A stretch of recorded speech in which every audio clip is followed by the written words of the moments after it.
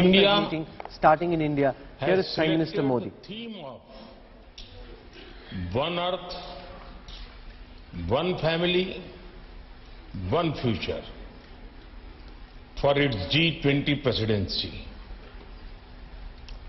It signals the need for unity of purpose and unity of action.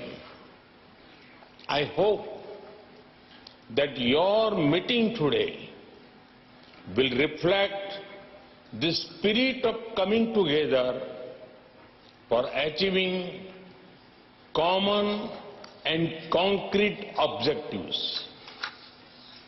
Excellencies, we must all acknowledge that multilateralism is in crisis today.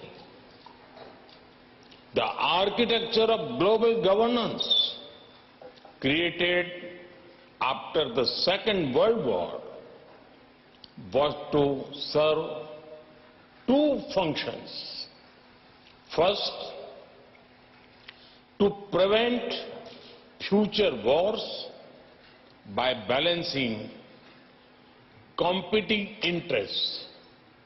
Second, to foster international cooperation on issues of common interests. The experience of the last few years, financial crisis, climate change, pandemic, terrorism, and wars clearly shows that global governance has failed in both its mandates. We must also admit that the tragic consequences of this failure are being faced most of all by the developing countries.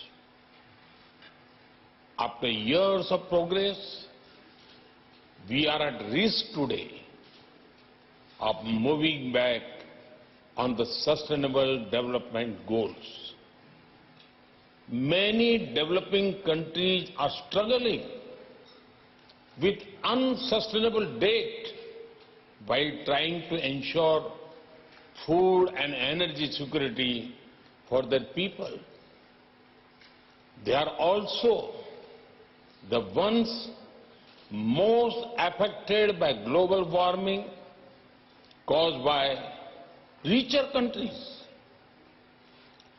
This is why India's G20 presidency has tried to give a voice to the global south.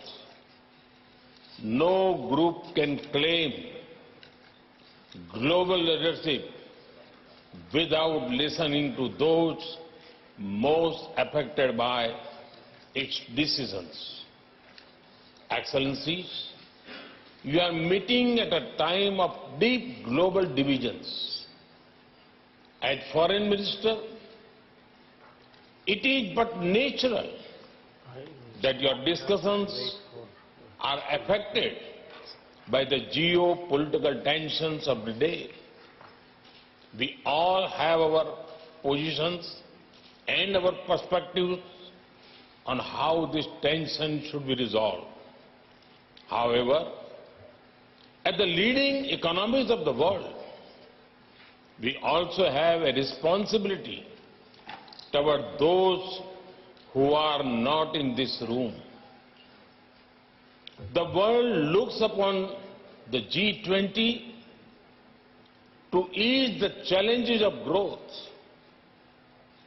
development, economic resilience, disaster resilience, financial stability, transnational crime, corruption, terrorism, and food and energy security.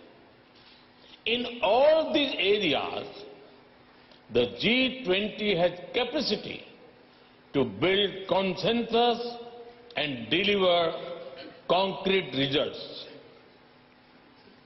We should not allow issues that we cannot resolve together to come in the way of those we can. As you meet in the land of Gandhi and the Buddha, I pray that you will draw inspiration from India's civilizational ethos to focus not on what divides us, but on what unites us.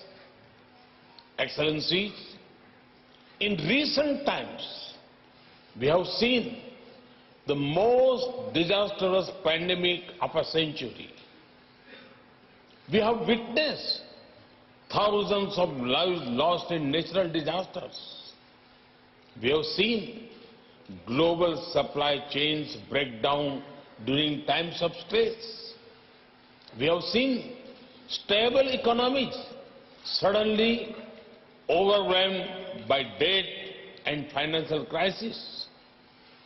These experiences clearly show the need for resilience in our societies, in our economies, in our healthcare systems, and in our infrastructure. The G20 has a critical role to play in finding the right balance between growth and efficiency on one hand and resilience on the other. We can reach this balance more easily by working together. That is why your meeting is important. I have full trust in your collective wisdom and ability. I am sure that today's meeting will be ambitious, inclusive, action-oriented, and will rise above differences. I thank you and wish you all the best for a productive meeting.